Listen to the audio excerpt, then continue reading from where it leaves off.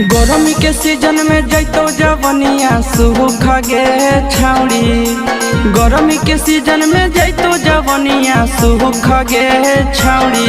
जब मारी दे तो लहंगे में लूक गे छाउड़ी।